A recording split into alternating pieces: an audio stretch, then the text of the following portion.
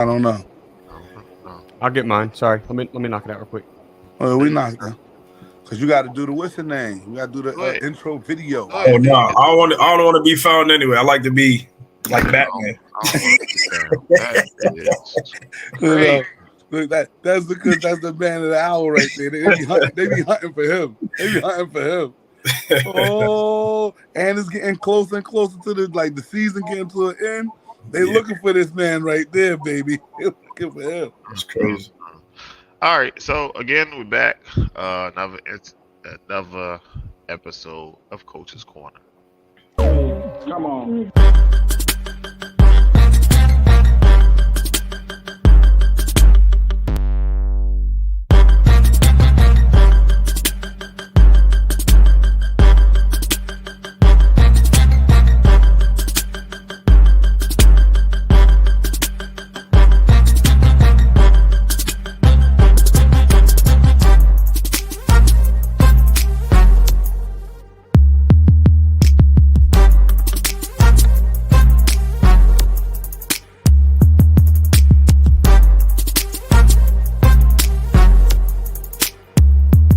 Bit on how important do you think 7-on-7 is to you from your point of view? I think it's more for the offense side of the ball. Right? And that's how you want to keep it into that system where, they know that at some point, I want to be the star at Eastside. I want to be the star at Your head coach does it for you. I feel you're just spending extra money for a recruiting service. Hey, to piggyback off that real quick. Yeah, definitely.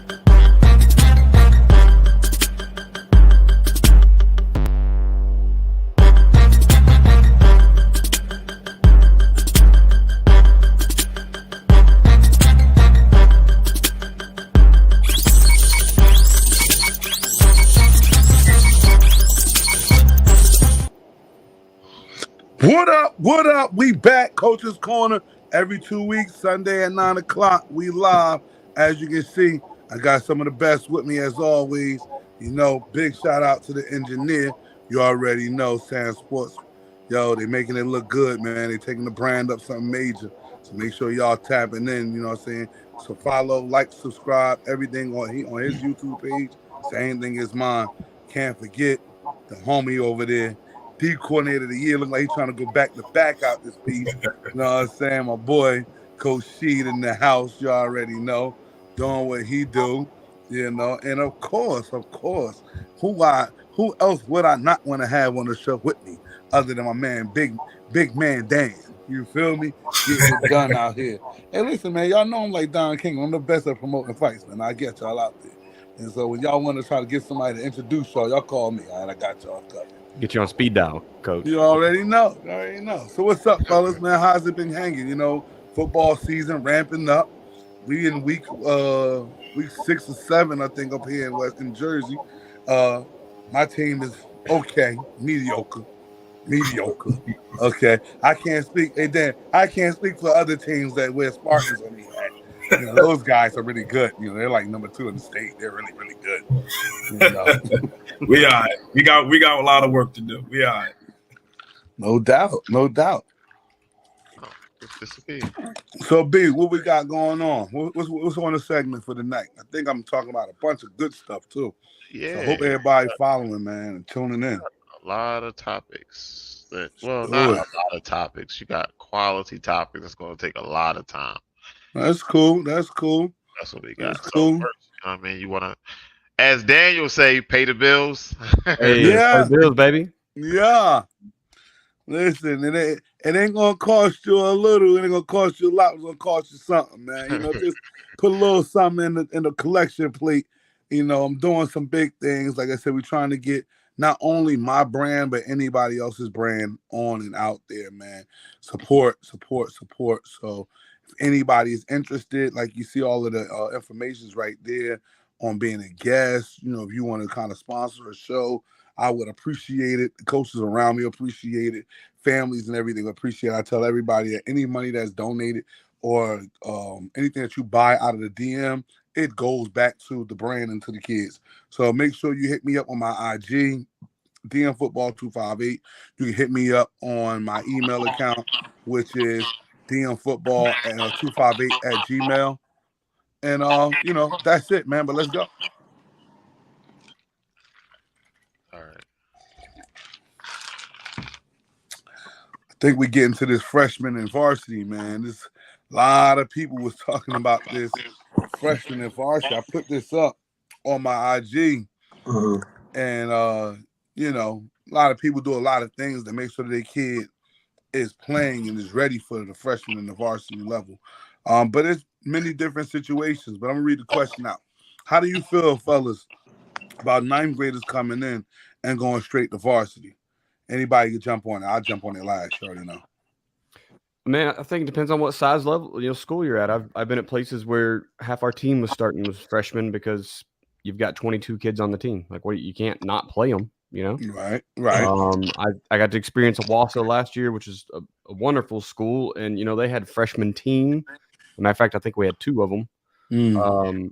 And they pulled a couple guys up, but those guys were physically mature, so they weren't at risk of getting hurt at playing with the big boys. They even pulled one after a few weeks just because they had the spot for it. I mean, he got some reps, so he showed what he could do at freshman ball, and he had the skills to go play on varsity team. So I've seen both situations. I've seen freshmen don't play. I don't play freshmen on varsity, and I've seen where I've had to have them, and now kind of watching in between. So. I think the feeling is you get the best 11 kids on the field, and if that's a ninth grader, it's a ninth grader. Yeah, I'm feeling you on that one. Like we said, there's many different cases, obviously. Why you want to use the guy. Sometimes you use the guy because you got to use the guy. You got no other option, like you said, D. And then you got some guys who come in and they're just different. Go jump on that. I mean, I know you've seen some of those in your time. Yeah, I mean, you talk about our senior receiver right now, Des Jones. He came in and played as a freshman. And a lot of that had to do with situation. He walked into a perfect situation. Obviously, he's very talented. But he played a freshman game. He dominated the game. All right, it's time to come on up. Yeah. It's time to come on up. Because we didn't have a dynamic receiving core at the time, so it was easy to transition him into, getting playing time. And, now he is what he is, going to Ohio State and that sort of thing. So right. It's all timing. As long as it's not something that's being promised, especially, up here in North Jersey where we kind of stuff like that. Stuff like that. Yeah, stuff like that. But it happens a lot. DJ from Bergen Catholic, I remember he played as a freshman. So there's a lot of scenarios and cases of that happening here. Again, it's not a lot, but now in today's day and age, it's becoming more of the norm or an expectation. Push. Yeah. I think it's all just timing of it. That's the biggest thing for me. What I always say about our beautiful sport of football is that it's the longest sport. Like, you can't go pro early like other sports. This sport takes time. So, like she said, it's kind of in our state starting to look like the expectation of wanting their child to play varsity early. Now, again, it's many different situations. Your kid could be like that, right? But he has to make sure that he's like that on a team that don't have that. Because there's a lot of different situations. The number one team in our state is Bergen Catholic, right? They got a lot of dudes. I mean, hell, even like right now, Sheed is the number 2 team in our state, right? DePaul. It's a lot of dudes. Just because you're not playing as a freshman don't mean you're not like that. They just probably got something like that in that position. Yeah. So, and then it's interesting. And then I really want parents to do more talking to coaches. I really, really do. So this way they can understand what the situation is. Some kids need to play freshmen because you might not be tearing it up like how he said Des did. You got some kids that go in the freshman game. It's like, okay. Like he said, that's enough. Right. Give him a challenge or he's going to get bored with this thing. Right. You got some kids that's like, let him play JV and and that freshman. Let's see how you can handle that. And some guys are just freshmen only because you're just trying to get your feet wet. And Right. I think we've all seen scholarship players come from all three types of things. Absolutely. Guys that just played freshman, guys that played freshman JV, guys that got skipped up to the varsity. Right. So it's not like, oh, well, if you don't make it to that next level. Like, you'll make it to the next level if you do the other things that goes with playing football. But yeah, let me see. I'm gonna let you guys read some of the top comments that I got. So I got a question. What you Is got? everybody? Oh damn! I didn't mean to take that off the screen. Is everybody in the I guess the same state? 'Cause I know every state rules are different. So once the kid play one snap on varsity, they can't come back down. Correct? No, not in Jersey. Everybody. No. So Oklahoma Oh. limits it with you have 8 quarters of play, and that includes overtime. So I you can learned that. play you play your JV game and play 4 quarters, Mm-hmm. and then you get in your varsity game and play 4 quarters. But if you go to overtime, you're out of time. Now it's Yeah. a self-police thing. There's not a lot of there's not a lot of people out there sniffing around to see who's playing their 10 quarters. But Right. I think parents more than anything needed a way to keep coaches from playing their stud ninth JV and varsity, just trying to get wins instead of developmental programs. Right.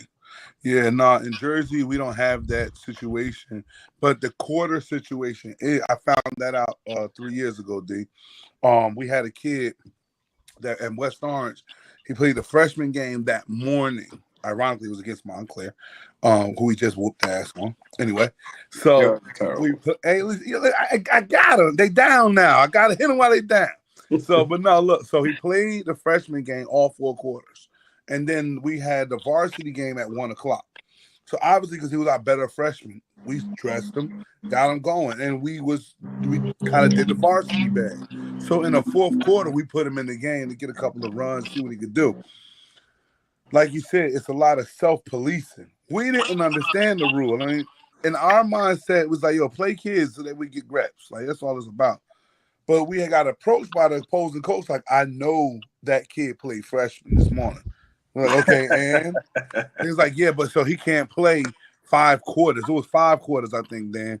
He can't play like 5 quarters in a day. We're like, see, ours is in a week, like in a from Monday morning to Sunday evening. But I had never heard it before, never- D. So I didn't even, it didn't even sound like a rule. Me and my head coach, like all of us, the defensive coordinator, like, I mean, did you even hear of that rule before? No, I haven't. Yeah, like it was just so left. But I understood. It's like, oh, you beating me bad. Now you putting in the kid that beat my freshman this morning. Like, well, we're a program. We're trying to step it up. Like, we're trying to stay in the back ashes where you guys are. So whatever.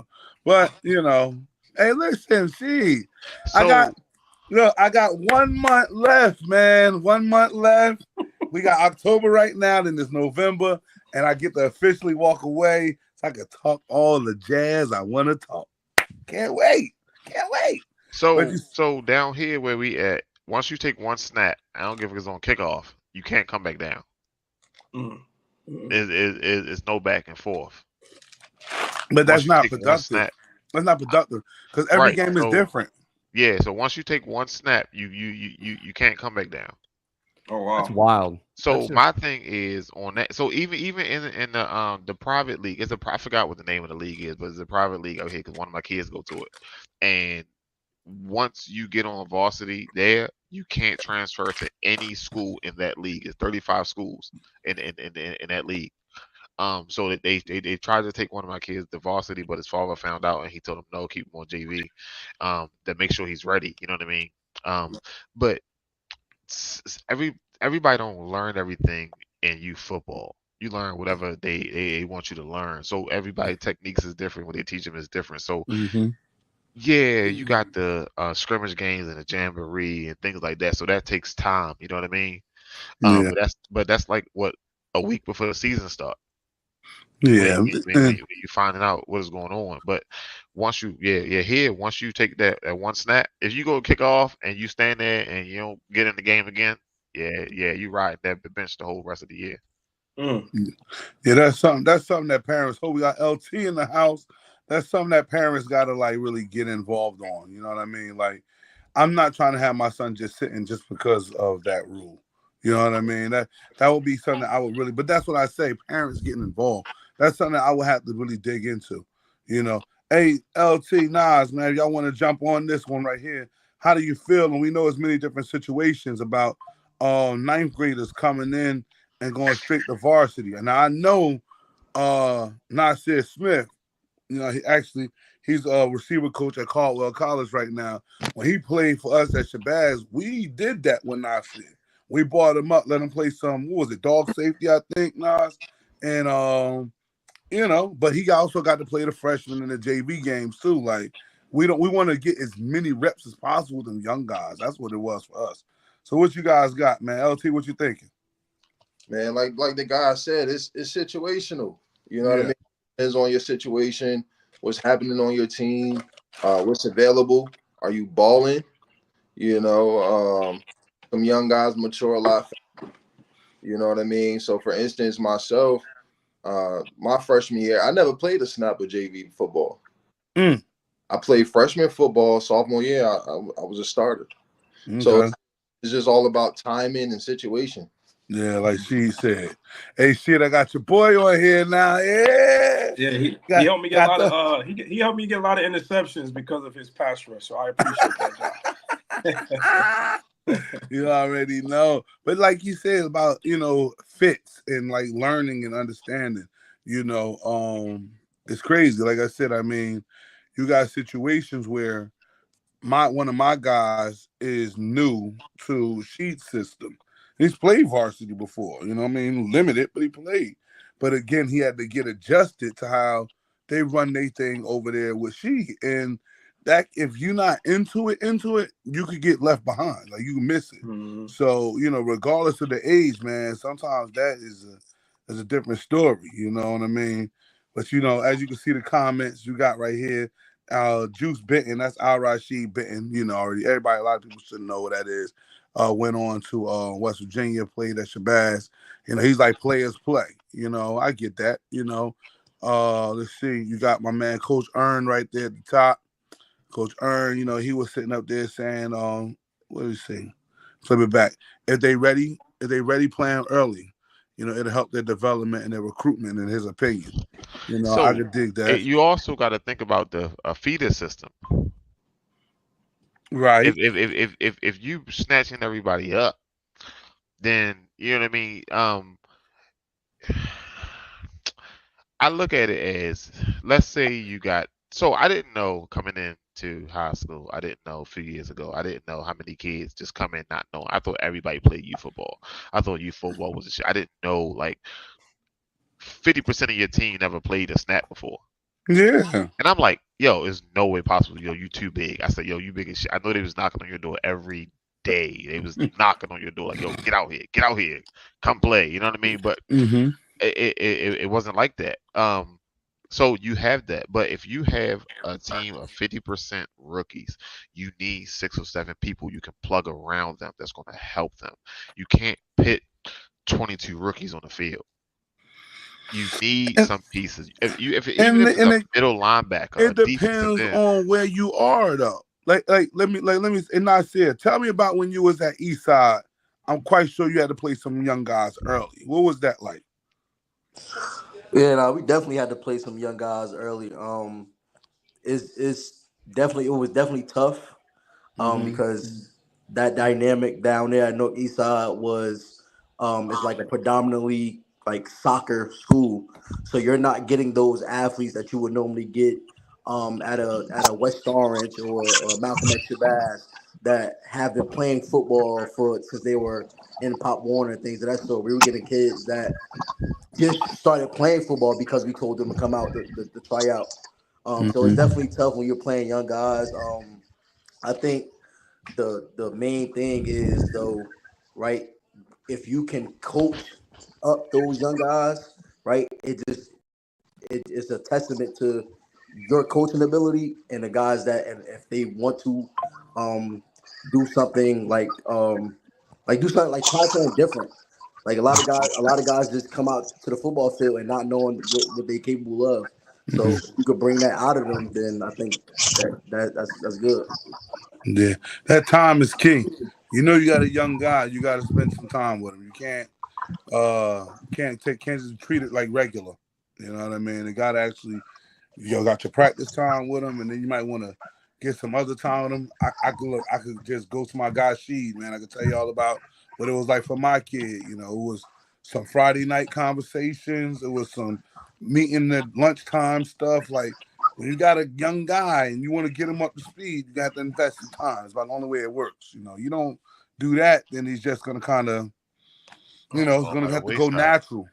Yeah, I think too. Also, we're almost forgetting, like, it's just a mental development too. So we're talking about if they can play them, but a lot of these kids don't even know what power is. No knock to any youth football coaches, but these kids don't even know what power is. So now you're trying to get them to come. They don't know what spilling is. They don't know what feathering is. So these type of LT, they don't know how to wrong arm that thing and let that backer eat. You gotta know how to sacrifice, man. In the trenches.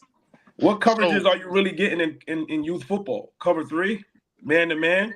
So now when you get to the high school level, now you got cover 4, you got cover 6, you got cover 6. I want to combo that. Yeah, right? So it's not just the physical part. My fault. It's not just the physical part. It's the mental development too. So you also got to take in consideration that some of these kids practice 2-3 days a week. When you get to high school, you at 5, sometimes 6. That's a lot of way. That's a lot of wear and tear mentally. You know what I mean? Like, and then you're trying to keep up because these kids bigger, they faster than you, and you're trying to be like them. So, I mean, it's a lot. It's a lot. Time management, right? Now you got to get up at 7 o'clock, 6 o'clock in the morning, go through a school day. Then you come back. You got meetings. You got film. You got lifting. Then you hit the field, and you got to do that every day. That's a lot of maturity from not only the kid, the parent to commit to that too, especially for our level. It's a lot to transition from a youth All-American big time kid to now starting on varsity because it's a lot. Now I got my brother right there, Hakeem Hayden. I like his tag as the architect. One of the my guy worked with the Dark Knights, man. He runs the Dark Knights actually. And man, he been working with youth football programs for a long time, and I want to really get. Don't worry about it. I'll be out there Wednesday. I wanted to get a youth coach out here, but you can give us the perspective from the youth level. Like, what are they thinking, opposed to like when they get to high school? They thinking they should get to high school, play right now. What's your thoughts on that? Should they play? Should they develop? What you think? And every situation is different. We understand that. I believe that you can hear me. Yeah.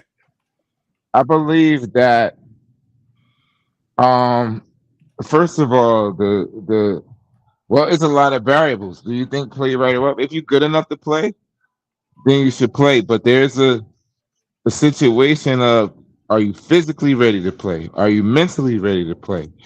Are you ready to deal with the emotional levels and the grind of it in all aspects of the game? Do I think that kids coming in from youth football are ready right away to play? No. That anyone is able to play is an adjustment for everyone. Even if you're transferring from one school to another, it's still a transition that has to be made from a mental standpoint to have you ready for that new team and that new level. We have kids all the time. Like we have kids that's from all over. They play all over, different skill sets and things like that. I don't think that there are kids that are able. Now, here's the thing. Are they able to play? Yes. Are they able to be a major contributor? Probably not. It's a difference. Can they play? Any kid that comes, especially that comes from my program, you're able to play in high school.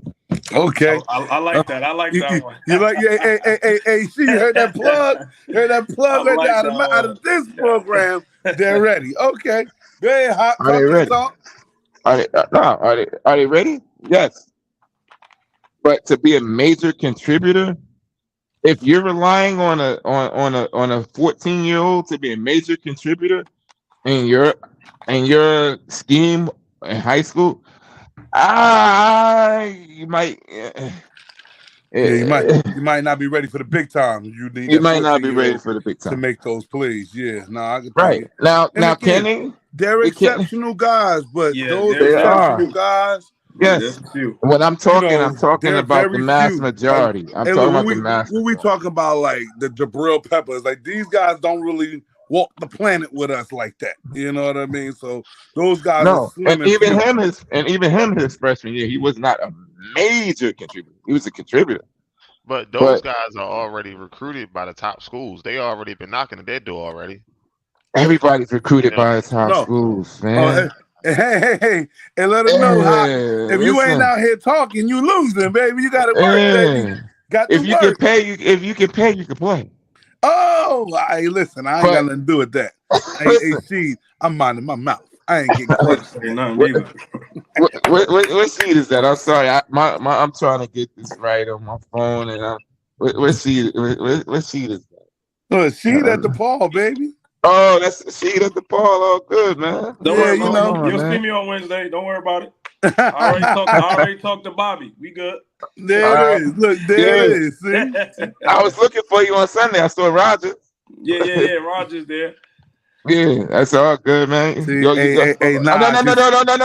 tell you got to reschedule Wednesday. We'll talk about that offline, but you got to reschedule Wednesday.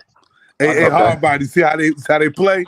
They play dirty. That's why I got. That's why I got to retire. Dirty. That's why I got to retire. I'm just a spectator now. I'm just listening. It's That's why I got to retire. Hey, Dad, like y'all said, they're recruiting them early, baby. If I ain't in the what's game, going on. I'm talking about 13U, man. I don't know what nobody talking about right now. No doubt. Hey, no Seed, doubt. hey, Seed, I'm already sending you one of the top quarterback prospects over there. Yes, I mean, sir. Look, allegedly, allegedly. I don't know any of this. We don't know any of this. We're live on the Coach's Corner. We're gonna get to the next. We're gonna get to the next topic. We'll get to our next topic, boys. I can tell you a fact, Seed. Don't believe he ain't from Bergen. He's from me. Oh my God, what is going on? He's from me. Cut his mic off. Hey Brandon. But anyway, let's talk about Kyle Monangai. Let's talk about Kyle Monangai. Hey, Don, I'm on no NJSIA paperwork, so I can talk. You can't. All right, y'all can't. So then watch your mouth, because we all on the show. But check it out. I got this post right here from Kyle Monangai, and Kyle Monangai's story is amazing to me, man. He's one of the top backs in the Big Ten everybody's seeing right now. But if you was around to see them, I know she's seen him, and I've seen him up close and personal. I'm talking about in high school. Yeah. Kyle Monangai been Kyle Monangai. If you understand, like, I guess skill. If you have an eye for skill, he's been that guy. Also, he's not the only Monangai to have played running back and been successful at it. I believe the uncle or the brother or whatever it is that was at Seton Hall Prep before. So I got a really good history in understanding who Kyle Monangai is. The interesting thing is about this, what he said, right? I'm gonna read it out. There was no lack of coaches coming through Don Bosco. So they all saw me, but nobody took a chance on me. Coach Yano gave me the opportunity to play big-time college football. Here is my home. I love playing in New Jersey. I love playing for our fans and our teammates. Right? Now, let me tell y'all something. In all of the schools, because I don't want Don Bosco to get the hit on this. Because I'm not here to talk about Don Bosco. In all schools, there are college coaches that come through. Okay? I coach at West Orange. It's schools that come through. She coaches at DePaul. It's guys that come through. Nasir, when you was at Eastside, I know you had guys that came through before you went up to Caldwell. LT, I don't know what it's looking like in Columbia, but I know these guys, they visit. You know, Dan, you could tell me where you at. You know, colleges come through. right? And so I understand that. But the one thing that, he's saying about, nobody took a chance on him, a lot of that comes from who's speaking for you. And you gotta have people that can speak for you. That's the one. The second thing is what I've always suggested to parents is you have to get involved. I don't know Kyle's situation as far as what camps and everything that he went to and who spoke to who, but reaching out and going to college camps, those are ways how you could what they call plant seeds. So when you start to hit it out the park, when you start to become the guy who this guy transformed into being, schools ain't just going to your high school saying, "Oh, who is that?" They're like, "Hey, that's the kid that I said in my camp. He was at the camp 3 years ago. Man, he's growing really good." So, and the parents were like, "Hey, I heard you was at the school. Did you get the chance to see my kid? Whatever." It's very transitional. But again, that's just my thoughts. I've heard of situations of high school coaches not speaking for kids. Hey, I can't tell anybody about how that works because nobody will know how that's done. It happened, and if you're not in the loop, you won't know. All I can say is, parents, make sure you do your due diligence. I know some of my parents, to tell you, when the colleges came by, they were at the practice in the morning with the colleges. It's called sacrifices, So introducing yourself, talking for your kid, talking to the coaches and being honest about, hey, what's going on with this recruiting? These things are key. I think that's how you don't get missed out, overlooked, if that's a phrase they want to use, or not getting a chance taken on you. Anybody want to jump on this topic? What y'all think about it? Yeah, I guess I'll go. This goes to show that coaches can't make schools offer you, because Monangai was really like that. Yes. He was the best back on that team. I'll tell Don that when he was playing. He was the best running back on that team. I played against him 4 years. He was like that. And he's at one of the prominent schools in the nation as far as name. Yes. So for him to go through that situation just goes to show you that coaches can't make schools offer you. They can't. They can't. Because he had everything. He had the stats. He had the film. He's at the prestigious high school. And, his situation ended up how it was supposed to. But he didn't get all of the offers. And he was with another running back that got a lot of attention. Yeah. So that, it's like we always say, every situation is different. But that just goes to show that, yes, we can put you in the opportunity to be in front of the college coaches. But we can't make them offer you. You can't. And when it comes to colleges offering, as a timing thing, I think we spoke about timing with freshmen last year. It's a timing thing. Absolutely. Maybe what we're looking for isn't what you are. Maybe what we're looking for is something similar to what you might think. You know what? I'm not going to jump on it. Nasir, with your first year at Caldwell College, okay, we got a college coach on. When it comes to the recruiting, it's a lot of different factors that comes into you checking the kid out, right? Aesthetics, number one. Definitely. Obviously it's my first year, so I'm like new to what you actually want to look for in a prospect. But just the difference, like you're looking for what separates them from others. You get what I'm saying? Like obviously you look for, is the person a good person, character, grades and things of that sort. So it's definitely a different dynamic when you are trying to recruit guys to be an asset to your football team. Right. And so that's what I know. I know that it's a lot of different factors, a lot of different things that take place. Like she said, Kyle Monangai was like that. Okay. He was at Don Bosco, like he says here, and they were like, they're a prestigious name in our state. A lot of people say Don Bosco, they hear Don Bosco, it's like, oh, yeah. But again, we're talking about college coaches was coming from all over because his counterpart was a very highly recruited kid. And so for all of those guys to come through and see this kid and not see, I guess, what Greg Schiano's seen, hey, man, It is what it is. It's called luck of the draw. You know what I mean? Kareem Walker, Nasir Hooker. But that's a situation that's a little different. That's a little different. That's a little because different. Mr. Hooker. That was a hell of a tandem. That was a serious tandem. Hell of a Mr. Hooker had to take care of something academically that would put him in a different situation. Right. Than it was with Mr. Wilson. Now, You're right, Don.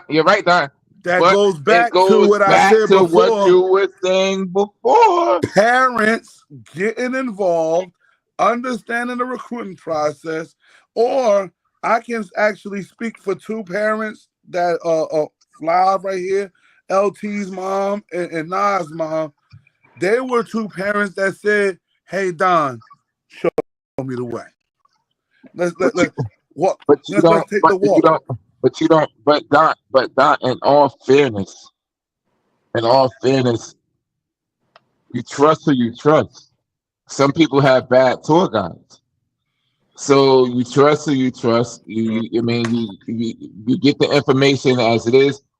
A lot of parents are not educated on certain things that happen in this realm, so they ask questions. They do their due diligence. Okay, and they trust their kids with certain people or situations, and those situations sometimes fail them, and that's what happens more so than not. That it's not just. I don't think that.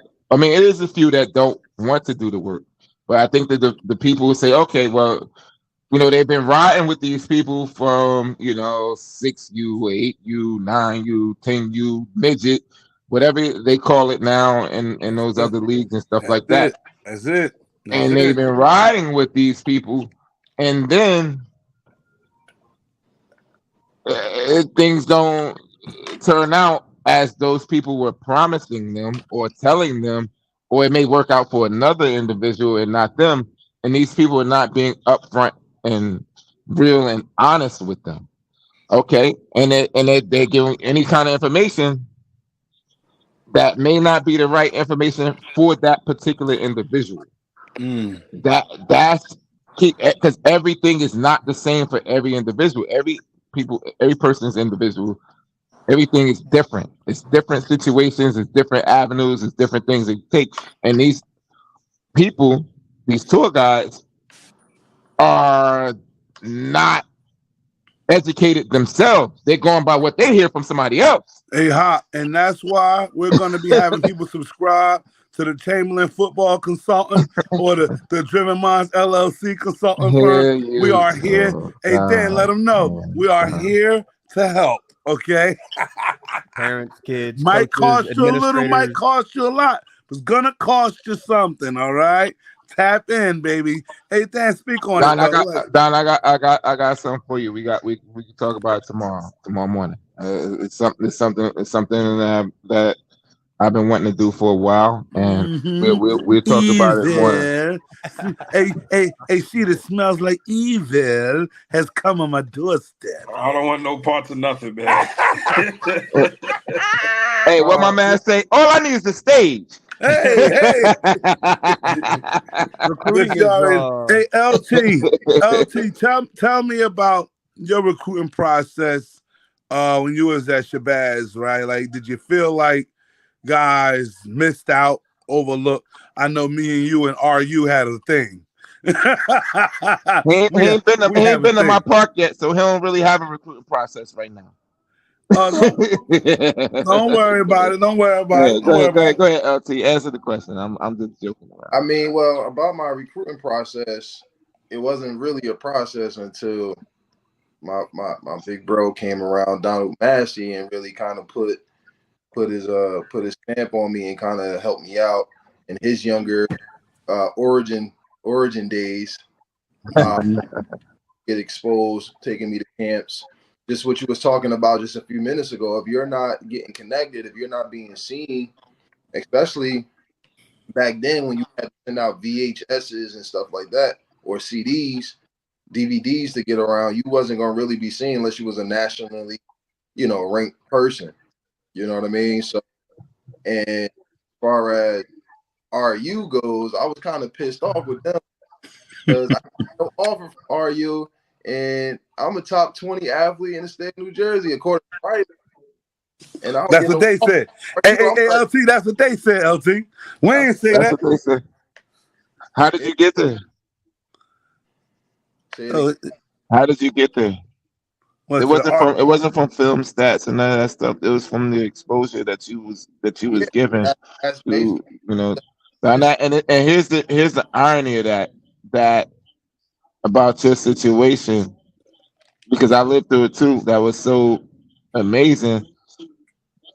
You never even played for me at Don. No. So it was there was no gain or finance. There was no ego, no game, no social media, none of that stuff for, you know, especially Don and me to invest in you as a child. Now people don't do that nowadays. It's like, okay, if you ain't playing for me, all right, well, I ain't fucking with you. All right, well, whatever. You know, and that happens a lot. It's everything that's trickled down from NFL to college to high school. It's even trickled down to you guys. I got interrupted with a phone call. But it's trickled down to even the youth level. Me get on that path, and like what Don was saying about the exposure is everything. Mm-hmm. You know what I mean? Getting out there to different camps, different combines is what we call them. Just getting out there and in the eyes view, you know. So that's extremely important. And then now in today's time, oh my God, the connections that you can make now just off of Twitter and what's the film we use to watch film now? Huddle. Say it again. Huddle. Yeah, Huddle. I'm reading your lips. I can't even hear you, but yeah. Huddle for sure. It's so much easier to get exposed now, and there's people that's not taking advantage of it. It's crazy to me. Yeah. Hey, Dan, get on that real quick. But you know, hold on, Hop. Take it over the show. Let me get off and come back on. Man. I mean, all right. Hold on, Dan. Before you see Huddle, you gotta see progress. You gotta see that thing that say progress report. Fuck I gotta look at what I gotta look at your Huddle for if your age is higher than your GPA. Here you go. Show me that. Here you go. Welcome, ladies and gentlemen, to the Architect. Welcome, y'all, to the Architect. Live. I'm quiet. Go ahead, Dame. Dame is on that. You know, recruiting for us is way different down here. So we're talking about one kid that was at a school with another kid getting eyes. That I don't even know what that's like, honestly. I was looking up population density for our two states. You're in Jersey. You're at 1,263 people per square mile. I'm at 54 people per square mile. Wow. You know, I mean, it's for a recruiter to come see all of our schools and get any idea of what those players look like to watch practice. He can't make 3 practices a day. Like, it would be insane. Right. Making game nights. University of Oklahoma's defensive end coach came to one of our games the other night to watch an opponent. Got to meet him and shake his hand. Super nice guy.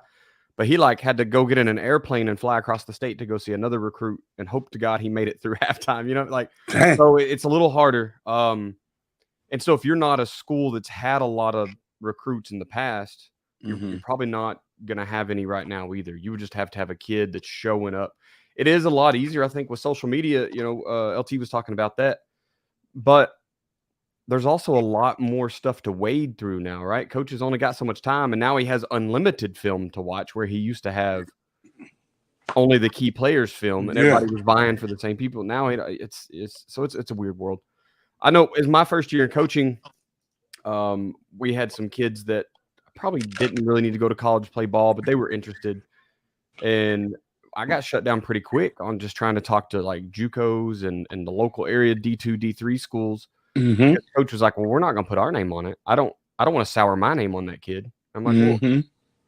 And it really kind of, I was confused and I didn't like it. It's like something I probably won't carry forward my coaching career, but look, I'll be honest with Coach.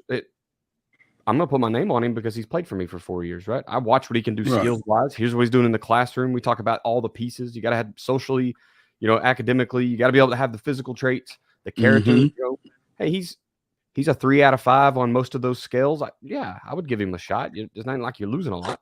Right. So I was very surprised when my first head coach told me, "Oh no, we're not gonna put our name on him because what if he doesn't work out? What if he quits after a year? What if? Right. Man, whatever. What if Adrian Peterson would have quit after the first year? I don't know. What if? Right? Like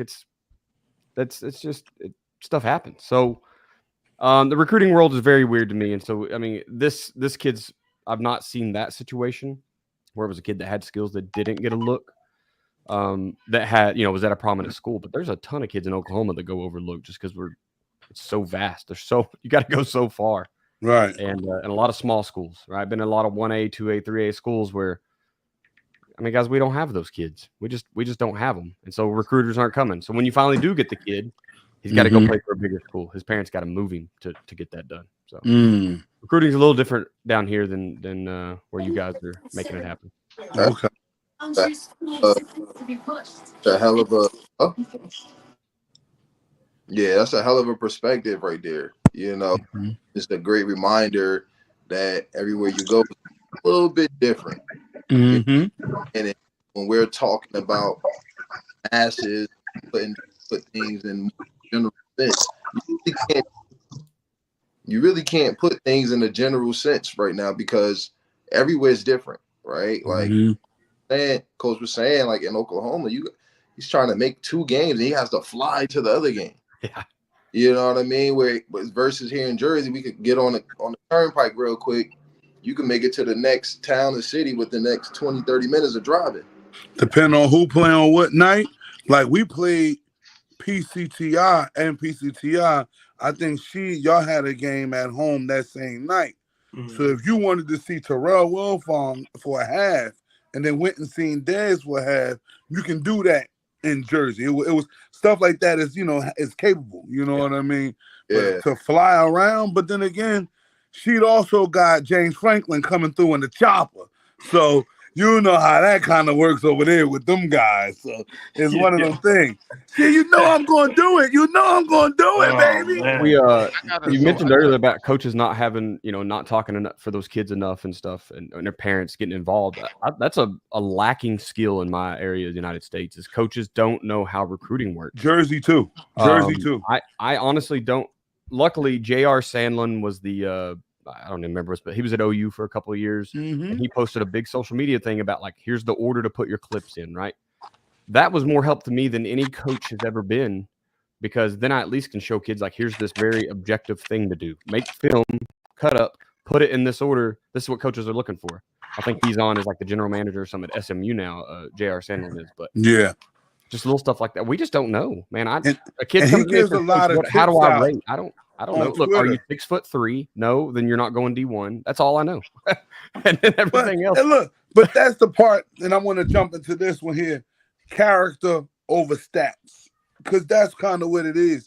I had a young man that was a little disgruntled, right, at a game because he said he didn't get his stats, and this is a stat game.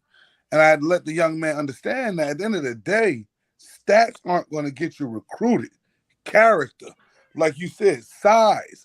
It's many other things, especially nowadays. From when I first started this thing with LT and taking LT around to different camps and stuff to where we are now, like the potential is everything. Like you said, D, he's 6'3". Okay, let's go. Give me the film. Let's talk right now. I want to hear everything about him. He 5'9". Well, coach, I mean, he better be fast, right? He's a 4'3" guy, right? Coach is like, oh man, I was going to talk about crazy. Hey, I want to shout out one of our athletes real quick. We got a running back on our team he has no offers right now. He's a senior. He's got like 17, 18 touchdowns in 6 games right now. He's putting it up. He got 7 last week, so it's pretty good. 7 in a game? 7 in a game, yes, sir. 5 rushing and 2 receiving. This week we had kind of, we had an easier team, a team that you called it a stat team. He was just ready for everybody else to get the ball. In fact, our offensive tackle got a rushing touchdown because he took his place in our heavy package, right? Like, that's the kid. Right. That's that character of the Wow. stat. He could have had 500 yards rushing this week. He ended up with $150 and two touchdowns, and he threw one even to our fullback. So, Give me some names. You never know who's listening. hey, Give me a name. Darian Dansby at Bristow High School. Is, Okay. Connecticut. He is an absolute dude. Yeah. That's CT. He is a power back if I've ever seen one. It's stud. Okay. Coaches, y'all are looking for a running back. He is unoffered and wants to go. And we got a few other kids around there too. That lineman that got the touchdown. He can. We got a few guys. Come to Bristol, America. How big is he? Yeah. I don't think we have anybody 6'5". So I had to go look at his height and weight. I'm sorry. I don't know off the top of my head. But yeah, definitely get his huddle. Yeah. Let us know. Hey, listen. That's what we all here for. Help each other, man. Hey, put it out there. You never know who's listening. That's the thing about recruiting and networking and stuff like that. You never know who's listening. You never know who's watching. You never know who's looking for what. So just a simple thing. It might, the little stat line and things that you just put out there may inspire somebody to say, "Oh, let me take a look at that." Yeah, he's 5'11", 190 is what Darian is right now. Okay. Stacked. So I got a question because I don't think we can all. So what division are y'all in? I'm a 3A, and that's a little bit different than every other school because we have a Class B, and then we've split some stuff. So, I think we're equivalent to everyone else's 4A because we have a Class B 8-man, if I'm not mistaken. I think we're equivalent to everyone else's 4A. Okay. But mid-size. So B, in Jersey, we got 2 non-public groups, and we got 5 groups according to size, right? And everything is according to size of enrollment of kids. Group 1 is the smaller group. Group 5 clearly, obviously, is the bigger group. Now, I'll speak for she. She is non-public B. That's the school size, but they play non-public A, like big schools. You know what I'm saying? I'm a Group 5 school at West Orange. LT is a Group 5 school with Columbia High School. So we have a lot of kids. I think West Orange was up to our enrollment somewhere between 3,000 or 2,000 to 4,000 students enrolled. So we got a lot of stuff going on. Like I said, Hardbody is at Caldwell right now. Prior to him being at Caldwell, he was at Eastside, and that's Group 5 ball. So honestly, I wanted to break it down. Group 5 ball is the next step. I hate to use the word under, but to non-public. You know what I mean? Because of the amount of athletes that's on the field. Like, because there's so many guys, it's a lot of athletes. But there are some hidden gems that are Group 1s, like your Shabazz and your Weekways, who get to recruit the whole city of Newark, which is the biggest city in Jersey. And because their enrollment is low, but they got kids that go to schools that don't have football programs, they get to play for them. So you can have. I remember one time, I believe, Weekway and Shabazz might have had about 2 to 5 or 2 to 3 Division I kids on the team, like, and they're Group 1 team, just annihilating shit, bro. Like, because the teams that they playing is like New Providence, that's a small suburban school. The Nellen, the small suburban school, and then here comes Shabazz and Weekway, and they rolling them. So I asked that because I sit here listening, and I don't think our conversations are the same. So I coach at a 1A, so we get what we get coming in the door. Yeah, you know what I mean? Like, we're nobody first choice. Now this year we are getting a brand new field, so all these kids in the city talking about transferring over, so it might be a little bit different. But kids lie every fucking day. But everything is different. Like LT and me, we're in the same group, but LT will probably tell you a lot of kids don't run to his school like they'll run to my school. Right. So with the freshmen playing varsity, at our school, we gonna have at least 2 or 3 every year that has to go up. Right. Now, when you ready or not, we don't fucking know. Like one kid was a mean running back, but right now he can't remember what he's supposed to be doing because it's too much. So we just got him at safety. You know what I mean? We just got him at wide receiver. You know what I mean? Right. So we got that. Even with the recruiting process, like y'all was explaining the recruiting process, Mm-hmm. we make a phone call, maybe 1 or 2 games where it has people sitting in the stands. It ain't no high name people, no nothing like that, no high schools. But we do have some people that come through once or twice a year to watch the kids and things like that. You know what I mean? But I was just listening to y'all, and I realized that how y'all operate and how we operate, it ain't really the same. It's a little different. Yeah, we ain't on the same level. So I'm just sit back. But I'm gonna tell you, B. I'm gonna tell you this, and I think Dan, I'm like knocking on your door with that consulting thing. It's a lot of people, like Hakeem said, that are here but don't have a clue, and I'm talking about high school coaches and parents. Like, it's just like that. Like, I can't speak for every high school coach in the state of New Jersey and say that they are promoting, they're putting their kids out, they're doing it a certain way. Some guys, they do their job and they go home. I can't be mad at that. That's what they get paid for. Okay? So it's no knock to that. But it's certain people that don't have those coaches like Sheed, you know what I'm saying, like LT, that take time in the off season to spend some time with you, work with you, get you going, help you improve as a skill and mentally getting you ready for the next level. Go ahead, LT. Yeah, but even with that being said, if you know someone that can help and direct that kid, right? Mm-hmm. Why not do that? Because then at that point, if you aren't offering any type of service, you're doing this. Everybody not like not like that. I was about to say LT word. Yeah, everybody ain't friendly. Last year Right. we had a coach school that sat outside.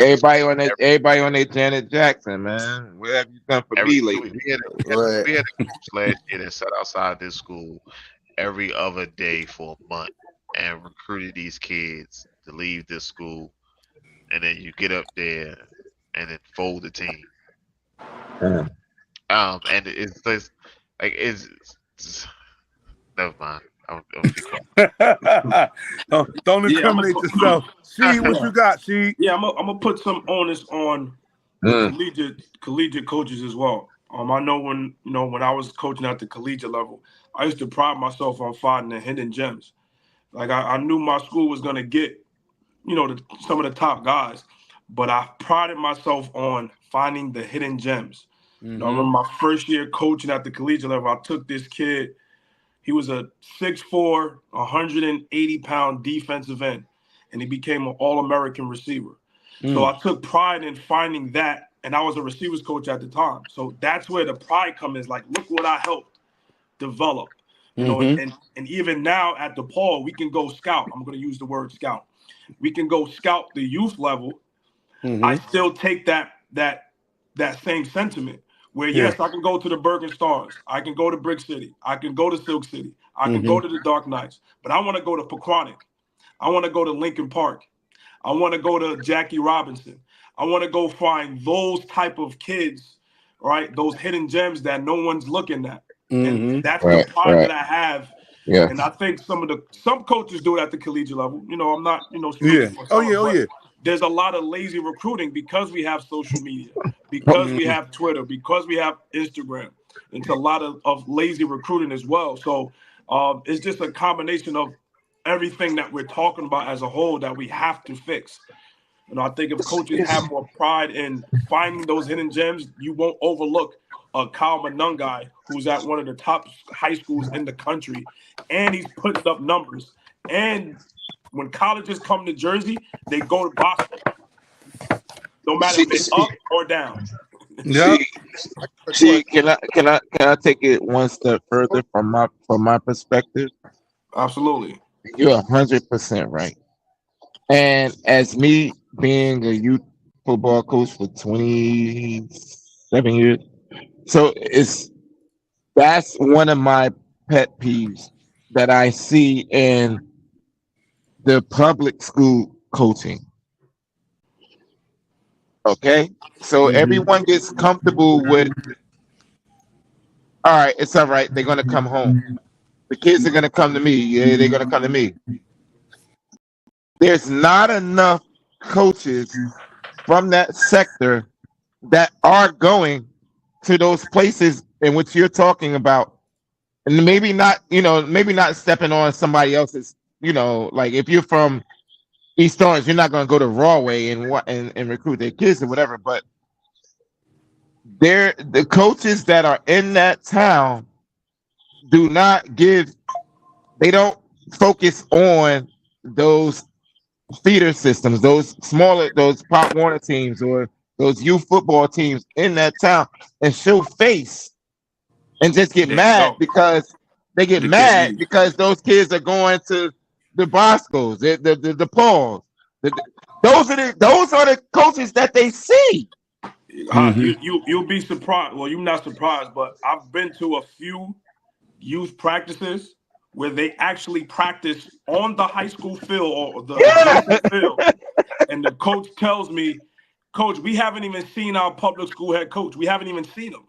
Exactly. I ran into that. That's crazy. It baffles me. It's like, so why? And why are you mad at the youth coach? Oh, you can't use our field no more. It's not my fault that you won't open your door and come outside. Nah, I ran into that 2 weeks ago. I won't name the organization. I like to keep things, confidential. But they say, "Yo, D, man, I got some kids out here, man. They like that. Come check us out." So, all right, cool. Because I'm big on just being a mentor anyway. So I just want to see who the top kids coming out. So I'll go check them out. Now, the practice field where they are is directly across the street from the high school. I mean, directly, this house is across the street from that house. So I'm talking to the kids, and we chopped it up for a minute, and because I know those coaches on the other field, I walked across the street, and I said, "Yo, y'all been over there? There's some dogs over there, man." I think I know what you're talking about. I said, the response I got, she was, "Yeah, we went over there, but it's like, And then when they go somewhere else, don't be mad." Right. Now, I'll tell you, because I came from the Little League ranks, I already know the business. You got to show face. So I'm like, yo, even if they are going to pick the DePauls, the Don Boscos, that's fine. I still have to introduce, "Hey, what's going on? It's Don Massey over here coaching at DM. Want to know if you need some help. You want to try to get with it, work with my team, whatever. Let's do it. I got a game coming up. You want to come to the game? Let's do it." Stuff like that. It go a long way. Because guess what? We're in a real transitional world when it comes to sports now. So a kid is going to start at one school, he's going to graduate from another school. That's just where we are right now. It's happening in college, and it's happening right now in high school and all over. So that's fine. That's fine. But if you don't get to show your face, you won't be one of those, I guess we want to call it nominees or suggestions, thoughts of places to go, when it don't work at another school. But hey, man, we can't get on that. Guys want to work. The workers win. That's all I can tell you. She don't show no rings tonight. We good. The workers win, man. That's all I can tell you. I can't substitute it. I can't shortcut it. I can't show you how I think it'll work if it don't work, because workers work and the winners work. That's all I can say about that. So let's jump on this for a little bit. Stop looking for the big prize. Like, all right, you can't get that. Some people peak late, so everybody doesn't peak late early. So it's like, some guys you gotta take a gamble on, and with work ethic, grades, and aesthetics, and all of that other kind of stuff, and see what you can do with it. Everybody's looking for the now. I mean, but that's the society now. It's a microwave society. I want it now. I want it now. All right, you get that now. Okay, you got that guy that's 6'4" that may run a 4.3, but he doesn't know anything about anything football. That's great. Like he doesn't know start stop. He doesn't know anything. Like he doesn't know how to tackle. He's just athlete. Oh, I can teach that. Yeah, how long it's gonna take you to teach him? Then you realize once you get him in there, he got a 1.3. So it's like all other kind of things you got to deal with. But like it's a catch-22. I mean, Yeah, it's listen. the right way. That's why I said the workers win. You know, there's really no other way of putting it, Hot. You know, some guys are old school, and Nas, we're gonna get into that topic that we talked about last night, and I think that's why what you're dealing with, Hot, happens. Some guys are old school and they're used to, they're gonna come play for me. Whoever's in my park in my town, they're gonna play for me. I don't have to go hunt them down, you know. But young coaches move different, right?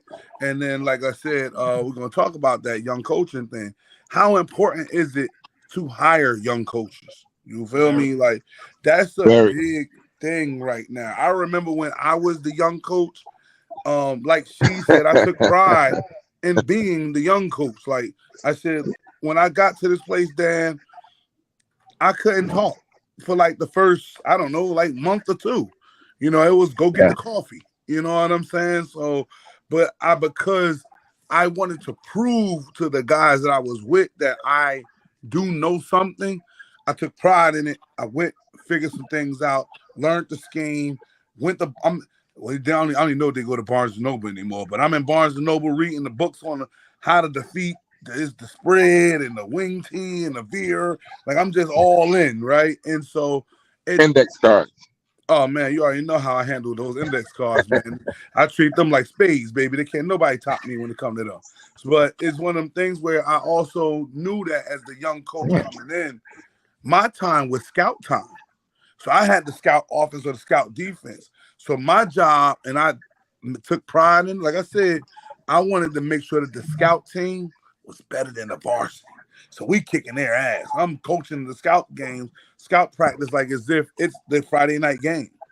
But I mean, that's just how I did it. And I know that the energy that I brought to the program helped those older coaches out because they just don't have that energy. You know what I mean? Well, look, I think you also, when you start talking about why you need to hire a young coach, you can look at a couple things. Number one, the evolution of football. If every wing T coach just hired another wing T coach, or every wishbone coach hired another wishbone coach, or his same age group, they would just run the same shit forever. And I'm not saying it's bad. I think some offenses get antiquated. You don't see a lot of wishbone anymore, but there's new ways to do things that are confusing more people. Not so much option, but if all you ever do is just hire your age group, you're going to get an echo chamber very, very quickly, right? Mm-hmm. So you need these younger guys because they're going to be interested in more stuff. Yeah. Right. If you hire a kid today, he wants to know what's going on in Kansas City, right? Is Patrick Mahomes like the truth, or is that system really good? And he's going to go dig into it, right? He's going to figure that out. Mm-hmm. He's going to, look at some of these prominent high schools y'all have even talked about tonight. Like, what are they doing to go win all these championships? They're going to go look at, hey, let's not act like the Flexbone's dead, right? Harding just won a national championship with it. Mm-hmm. They're averaging, 35, 45 points a game or whatever with distinct Flexbone. So they're going to go out and look at those things that maybe you aren't interested in. And I think that's one reason. I mean, just alone is just to get another voice in your locker room that's interested in something else.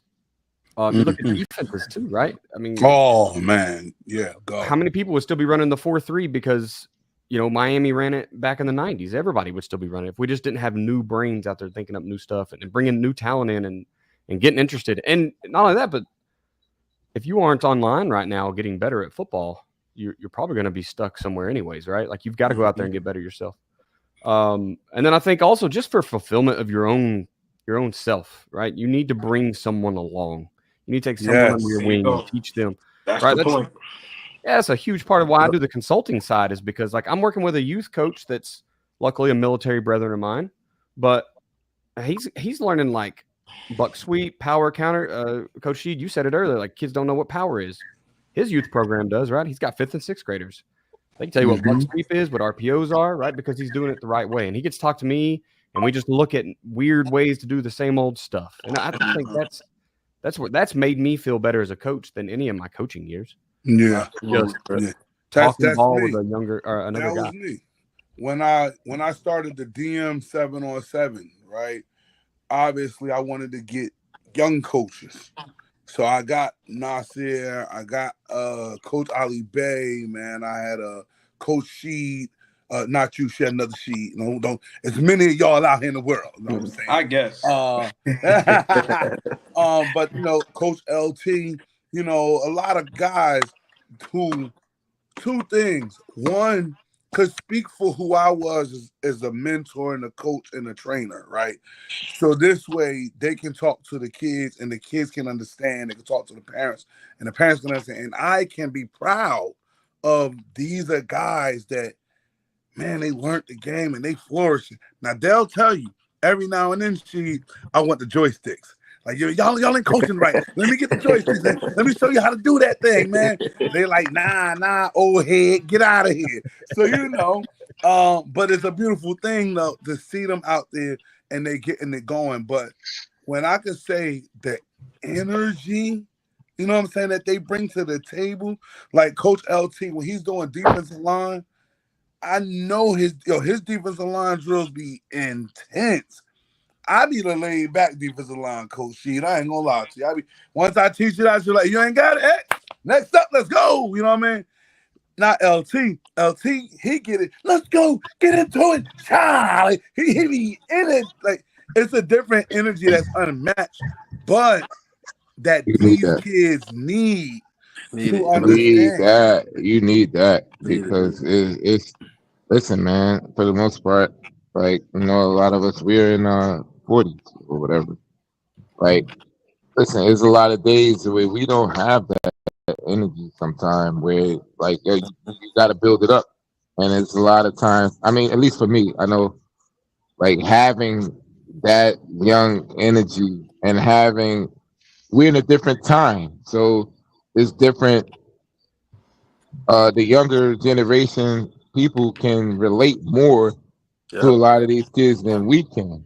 And translate and saying the same thing that we're saying and doing the same thing we're trying to get accomplished because we're, in a different type of mindset generation. And they can relate a little bit better to them, which is important when it comes to coaching, when it comes to mentoring and all that stuff. It's building a relationship. Like for me, I don't care about X's and O's or whatever. I do, but I don't. How can you make that person, now I gotta be pronoun correct, how can you make that person a better person, adult, as they get older? And building relationships is it. So yes, getting that younger person in there, it helps a lot because sometimes you can learn. Like you can't be stubborn to the fact that you can't learn anything from a younger person. Right. So that's the thing. Like you have to turn your ego off for a minute. You have to turn it off. All right. What is this person trying to say? Like, and help you, help me type of philosophy. And I think that's really vital. I love when young coaches come out because I love to mentor. Like me, I'm at a point now where I don't just coach the kids. I don't just mentor the kids. I coach the coaches too. So, I've been doing it for a while. I'm doing everybody a disservice if I'm not helping. Right. So but now let's ask Nasir. Nasir, what you think is the good, the bad, and the ugly being a young coach? Hearing your mouth.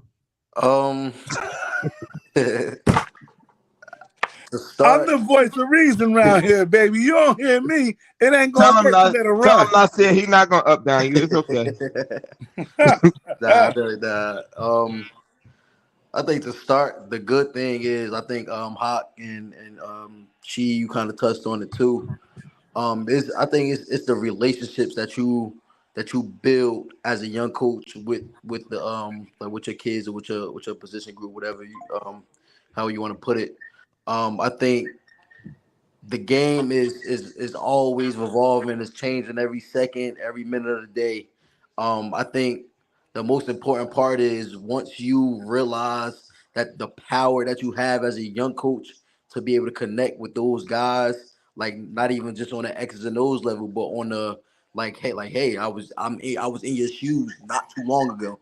You get what I'm saying? So I think once they've realized that, like, hey, like damn, like he knows what he's talking about because we experienced the same type of experiences in our lives together, but also the fact that, hey, like he had a solution to one of my problems that I'm going through right now. So I think that is a good part about being like a young coach and coaching those young guys up, not just X's and O's, but as far as like teaching them the way of life, putting them on the right path, allowing them to make mistakes, but also giving them solutions to how to go about fixing it. Resources, man, giving them resources, right? Yep. Everything in your brain, everybody can't pull that crap out. You gotta find a way. I think that's another benefit to hiring young guys is you have to put what you know on paper. Yeah, you gotta solidify what you know and justify it. And if you're teaching a young coach, honestly, when you catch you a nice young coach, especially fresh out of college, just him teaching you about how to plan practices. You know, some guys want to practice 4-5 hours and stuff. Like young coach and Sheed, I think you on that wavelength already, right? Like, yo, we're getting this thing done in 2 hours max. Okay. Hey, listen, and I didn't mean to cut you off. Go ahead. The me being now at Caldwell University first year, my head coach Louis Matsakis, he during my interview process, he made it known. He said, "Hey, I don't practice long." Mm-hmm. He said I'm big on having an efficient practice. Mm-hmm. So I kid you not, our longest practice ever is approximately an hour and 10 minutes max. Hey. Every minute of the practice time is everybody's moving, right? In and out of a drill, in and out of segments. Like everything is scripted to a T. Like, and it's a different dynamic. I want to see that, Coach Sheed. I want to see what that looks like. I'll share mine with you. It helps tremendously, man. Definitely does. Hey, She, without telling us the number 2 secrets, just break down the times that you got right there. He muted. He talking to himself. Oh, take the mute off, She. I got you.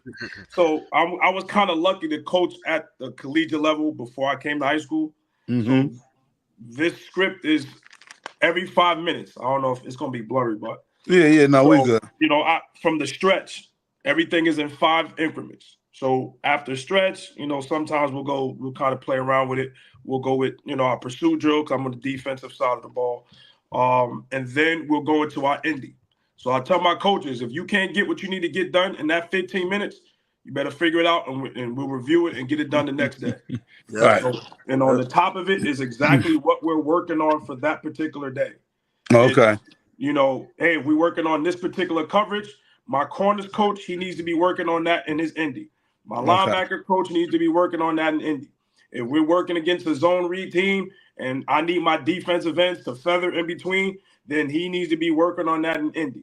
And then obviously inside run, 7-on-7, et cetera, et cetera. But everything is 5 minutes. So what I do is I have the horn. Even though I'm not the head coach, I have the horn. Right. I'm blowing the horn. Sometimes my head coach gets upset, but I'm blowing the horn. We on to the next thing. Even in team, you know, a lot of times like, oh, do it again. Well, I can't do it again in the game. And from a defensive perspective, sometimes I script bad situations because I want to see how they respond. So if there's a mistake on defense, I can fix that in the film. Like, hey, what should you have done here? Oh, my eyes were supposed to be on 2 to 1, boom, boom, boom. I'm not a big believer in do it again. because it defeats the purpose that I can't do it again in the game. I can't say, hold up, ref. Can we do that again? Can we run that same play back? We'll get it next time. No, we got to be able to respond.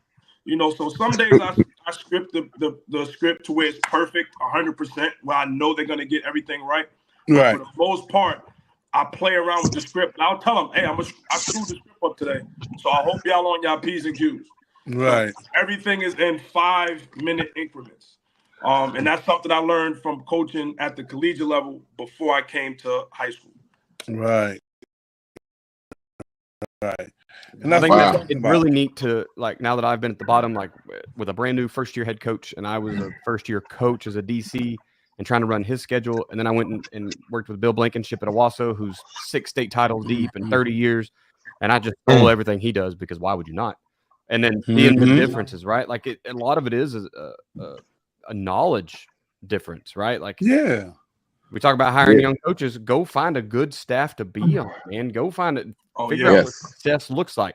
And I actually was reading in the comments over here, and it says, I'm at a school with a head coach who's been in for 39 years and still runs 44 wham. I get it. You're not taking his playbook, right? You may not need his playbook. You might need pieces of it. You might need some of the principles. What's his schedule look like? And is he successful? You know what that does? Every year's record doesn't tell you what the coach is, right? But over time, you're going to get an idea. Hey, Sam said a while ago, sometimes you get whatever kids walk through the door and you've got 15 dudes that put on jerseys and you go play 11-man football. And you go figure it out. And you're not going to win a lot of games. And that's okay. But over time, I feel like if you're good at what you do, you're going to move on and find the school that does allow you to do that. So records are weird, right? Like they matter, but they really don't matter either. So anyway, if the guy's successful with the kids, with the parents, with the admin, with the community, put that stuff in your back pocket, put that in your toolbox. Because you can learn. You can learn from everything. You can learn. To me, I look at it from a different perspective. I look at it from a coaching perspective, and I also look at a parent's perspective. If I come to your school and watch a practice, and I see it structured to a T, that shows me a lot about that program and how you guys are running things from a perspective. Things is like, wow. Even inside as a coach, it may be one of your worst practices, like where shit's not going good, nothing's right. But seeing the structure and seeing how everything is on schedule, it goes a lot in the perspective of a parent looking at it like, wow, they're doing something that's totally different. Even if for us, it's like, oh no, this is everyday work. But for somebody on the outside looking in, a kid visiting school as a parent, and like, wow, okay, everything is on schedule. They're on time. They're making sure this is done. Wow, they're getting a lot done. And that goes a long way from the perception standpoint that can help your program in the long run. It may not help you that day, but it may help you in the long run. From our end as coaches, nothing's never 100% right. Every day is not a great practice. Okay, we say, oh, that was a terrible practice. More time than we say, oh, that was a great practice today. Everything was done right. So it's seeing that practices are all good. You're missing something. You're not pushing the limits. Screw up, right? If it's good on one end, something is failing on the other end. Okay, so if your offense is scoring on one play in every practice and all that stuff, then all right, well, your defense ain't doing something. So so it's something that's always going to be bad. But I'm saying from a parent perspective, seeing structure goes a long way. And I think we get away from that structure and building relationships. Those are two things outside of the X's and O's that carries a long way in building a program, not just a good team or whatever on any level. And I think that helps establish trust in parents as well and the kids. And let's get LT's take on good, bad, ugly, why you should hire young coaches. I want to get LT's take on that. Then I want to jump into the next segment of this trend, this phenomenon. This conversation with young coaches going to help us get to that. LT, what's your thoughts on why is it important to hire young coaches? Well, I mean, the guys pretty much hit everything on the nail, on the hammer on the nail. But I think the one thing that I do want to add in with hiring young coaches is just being able to relate. Basically, what Coach Nas was saying, that when you have those young coaches around, you're able to be relatable, and you're able to connect just a little bit differently. Just a little bit differently. And it's important. Coach was saying about, you might, I wouldn't call it friction, but a little bit of pushback and some critique, I would say, just to kind of open up the coach's eyes on how this maybe going now, maybe some new trends in football. The game's changing all the time. Absolutely. So those guys keep you on your feet. I think some of the bad about young coaches, some young coaches are immature, right? Okay. They may be buddy with a lot of the players, and so it's an age that it can feel like that, you guys are your friends, but in actuality, you're here to teach this young guy, you're here to coach him, you're here to mentor him. So a lot of young coaches can get caught up in not being the best role model at first, right? Because they're still, hanging out or doing whatever they do. So on themselves. It can be a little tricky at times. But overall, I feel like it's a good situation. Yeah, like I said, man. Like I like how you brought up relatable. That's the thing. I think when I was a young coach, I was able to relate and understand where these guys kind of, how they live in, what they're going through, what's life, how to help them understand how to handle their life and where it's at. Most young guys, our young kids feel like, their life is a grown-up life at their age of 15, 16. You got to kind of break that down. But being able to relate, and Brandon, let's get to that video. Being able to relate is this is how you get to find out stuff is trending. Like this is, Hawk, I got to touch on it. So this celebration, I like how you got question marks, B, is a dope thing. This is like what's trending on TikTok, and there it is, TikTok.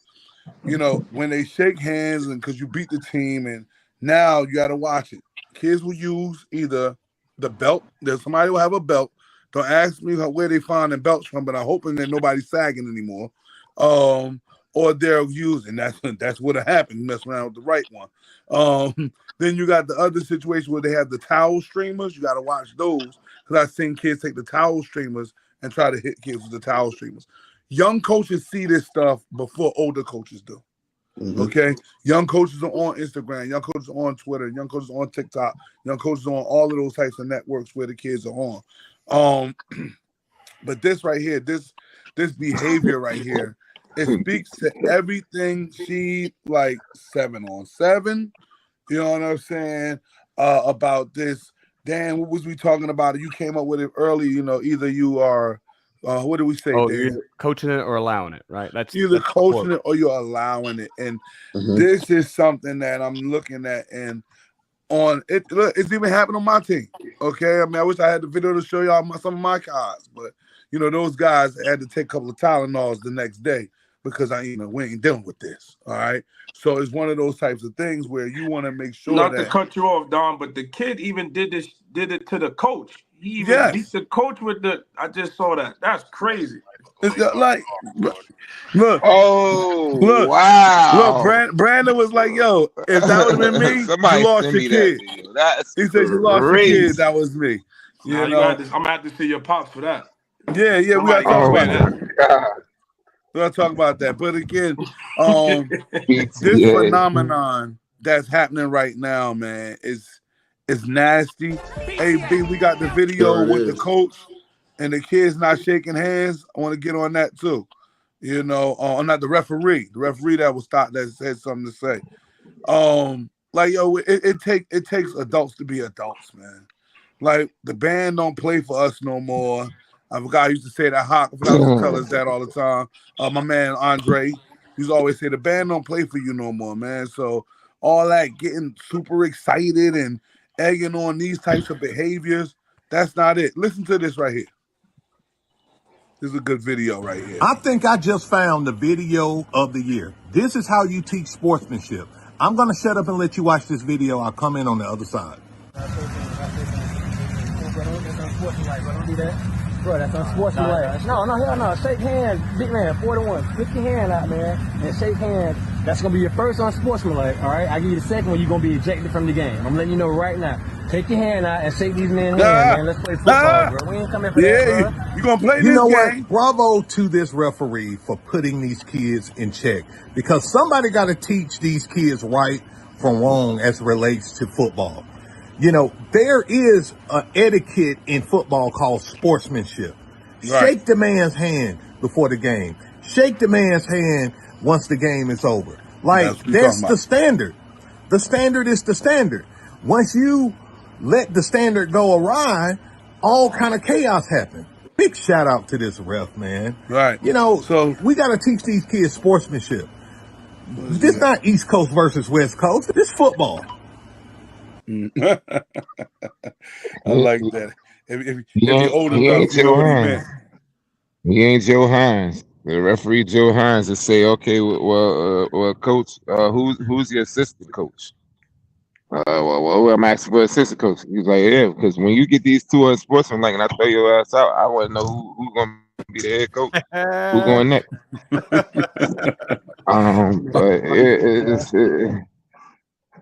But that trend there is so heavy and so strong there that it's ridiculous. Flipping into the end zone, all of this stuff. Here's what it is. Here's what it is. Listen, I'm gonna say this. I'm gonna give you the floor, Nas.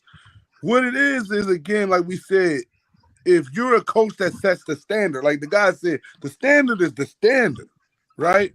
So if you set the standard, right, then there's no issues. Like we kind of can figure out how this works. They know to go up there and shake hands. They know it ain't no belt to booty. They know all of the extra stuff don't happen because the standard is the standard. What's happening nowadays, just from what I've been seeing from all over, coaches are trying to get the approval from kids. You know what I'm saying? They're trying to make sure that the kids love on them or they like them a lot so they don't transfer or leave and all this other stuff. I tell people all the time, and I talked to Nasir the other day, I'm one of them coaches where I'll tell you where the exits are.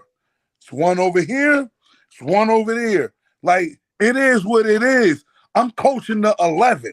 All I'm looking for is the 11 and maybe 5 more dudes that want to go to war. I ain't got time for no friend stuff. So that's why the standard gets to be the standard. But remember, I said to y'all, this is a real transitional football world we're in now, where guys are scared to lose talent. They don't want to coach. You know what I'm saying? So because stuff like that's happening, these types of trends are popping out. And now, like I said, having young coaches get to see those trends, alert the older coach or whoever, hey, telling you now, man, make sure you watch out for this because there's something that's jumping off. Nas, what you was going to say about it? But say you took the words out of my mouth, Don. Couldn't say any better. One thing I could say though, right? And that's probably will be the most recent trend, like the BTA and all that stuff. Yeah. Like that. But just in general, like the trends with the 7, like we all here probably coach 707 or C707. Guys, receivers wearing shades, different type of shades, and playing football, and guys wearing costumes with it just becomes too much. I think nowadays it's all about being or setting a trend or going viral or social media gotta see me or this and that. Like it's no longer about the game. You know what I'm saying? Like everybody, people's first thought is there gonna be a cameraman? You get what I'm saying? Is somebody gonna snap the video or catch me doing this and doing that? So I think it's up to coaches to, like you said, set the standard of what you want your program, with your guys to move like. And I think once that standard is set, you can allow 1 or 2 guys to engage in those behaviors, because now it's going to be a domino effect or just like poison on your football team. So I think once you nip certain things in the bud, you will start to see a drastic change in your football team for the better. And I'm also, because y'all know me, I don't like to leave my parents out. I need parents to come to the front.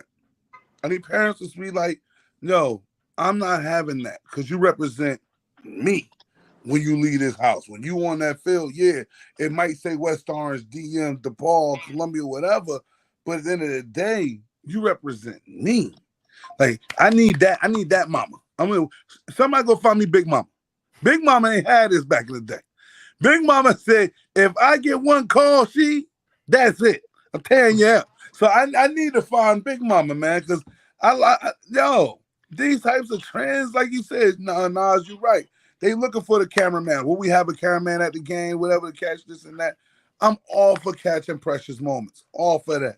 But we got to understand how we conducting ourselves. This era that we're in, it takes one video, one snapshot, whatever, for you to lose a lot of stuff. Use a lot of stuff. It's so Hey, Don, such a thin line that we have to walk, right? Because like I think about the MLB all the time. Because what are the unwritten rules in baseball, right? You hit your home run, you hurry your ass around the bases, just like you need to be hustling, right? And then we kind of started pimping it a little bit. You got flip the bat. And people are mad because these unwritten rules, but then the younger generation starts taking over. Now all of a sudden it's okay to celebrate, right? We've broken the unwritten rules so much, it's not there. So that unwritten rule was there to keep the sportsmanship. And that's just an MLB, right? I mean, it's not new. I mean, there's been people doing it for a while, but it's just become more common. Yeah. Football, we went over that line long ago, right? Like it's been a while. And we didn't have that unwritten rule. There wasn't any don't celebrate to the end zone in football, right? Right. But we also don't want to restrict our kids from. We don't coach robots. Be emotional. Right. Celebrate that sack, right? Like, but Dan, we had one Terrell Owens that threw the popcorn in his face, right? Hey, like now right, some of them go overboard, and what do you do? How do you? That's the line, right? That's the line we all walk. How do I keep from just trying to coach non-emotional robots to all of a sudden we're hitting our opponents on the ass with a belt after the game? Like, that's the slippery slope. And so I understand now. You look at the New York Yankees; they still got to shave their faces before they can put on the pinstripes. I hate the Yankees. I'm a Red Sox fan, but I understand the standard. You know what I mean? I understand the standard because there's not going to be no slippery slope here. We will hold the standard. So I mean, it's a wild world, and it's hard to walk that line every day. Yeah, no, it's a respect thing at the end of the day. We this is now it's women's football and things of that nature, but it's just a respect thing. And if I'm running a household and you have to take your shoes off before you walk in my house, that's my rule. That's my standard. That's my culture. And Coach Dan, he's my guy. He says a lot of things that we hear, but it kind of goes in people's head. Culture is created or allowed. It's really, that's it. It's created or allowed. It's one or the other. And all of us here are men of our household. So if you let something get away in your household, what's going to happen? Chaos. And now you want to go to, hit the hammer. It's too late at this point. Right. And that's one of the things, one of the examples even I give my guys. You're not going to let somebody walk in your house with their shoes on because the standard is the standard. The culture is created for your household. So the moment you allow it one time, it's going to happen over and over again. And like Coach Dan is saying, now the unwritten rule is done. It's over. You can't do anything about it. Now, one of the rules now is you can celebrate in the end zone as long as you do it with your team. The moment you celebrate by yourself or you dance by yourself, here comes the flag. Now you got to. Now we in practice working on team celebrations. This is what's going on now. Because you can't celebrate by yourself. So, hey, we got to come up with a dance together where we doing side by side. The bad boys joint. Yeah, bobsled team on a Sunday night not too long ago. I mean, yeah, that's what I'm saying. So, and again, I like to put this is the generation that has. I put the pressure on the youth coaches. I have to because they're the beginning. Stuff that we're seeing on TikTok and seminar is from that. You guys are molding these young minds from an early age. So you're very impressive. I agree with that. Very, I very agree with that. impressive. You know, you're very impressionable. So if you're I mean, letting in guys this get away with generation murder, is this. Oh no, we But don't. yeah, Not in our group, but but this generation is the generation that had the less BTA. If they had more of that, then this wouldn't be going on. Hey, But it's another irony, thing. irony is That not part. lost. That part. That's funny. yeah, listen, man. The irony. So Right. I think if they wanted to do They that need it. They need the and they BTA. and they just go on a sideline and swing their belt by themselves, you know what I mean? I think to them is the same meaning. You ain't gotta hit nobody with a fucking belt because yeah, that's crazy. you know what I mean? Like your whole team, y'all Yeah, should that's crazy. That's a fight. y'all go That's to the right. other That's a end fight. zone, everybody swinging their belt, cool, fine and dandy. Go ahead about your business because Right. you know what I mean? Yeah. You know what I mean? But Hey, hitting but hey, B, I'm gonna tell you this. And It's some selective BTA. It's some selective BTAs too. But hold on, I'm gonna say this, and I think the whole panel will agree to this. The kids that do that type of stuff, they know who they be doing it to. Okay, like certain schools, you ain't gonna go do that shit. certain schools. That's what I'm saying. In certain programs, in certain schools, you know. Look again. I'm in West Orange, right? West Orange is a suburban town.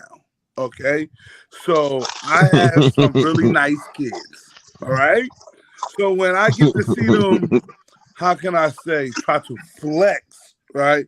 I go, nope, don't do that. Don't do that. Mommy and daddy spent a lot of money so you can live in this type of world right here. You don't want to live in that life that you're trying to live. Like, leave that alone. And them people that live that life, leave them alone too. Don't talk on social media to them because certain people, social media is life. So you mess around and get yourself, you belting the booty, they might drive back around like, so what's up? Like, you know what I mean? We gotta think about these teams that we play. These teams that we play, they're not far. I mean, okay, like you might play like she had 1 or 2 out-of-state games, I think, like 2. Yeah, we had 2. Yeah. So you might get 2 out-of-state games, right? Whoop-de-whoop. The rest of the games is to somebody you know. Like you know that team, they're close by your area. So you thinking that it's over because you went on TikTok and went viral with that. Now it's another step that you're not ready to dance, that your family not ready to dance, that you don't want to get into that world. So I'm realizing that in this society that we are in, Brand B, is that people are real selective on who they do things to because they know that they do it to somebody that will how I say LT, give them the act right, they're gonna get that act right. You know what I mean? So that's just what I know right there, man. It's just a respect thing, and this generation likes to say standing on business, but the business ain't standing on nothing. So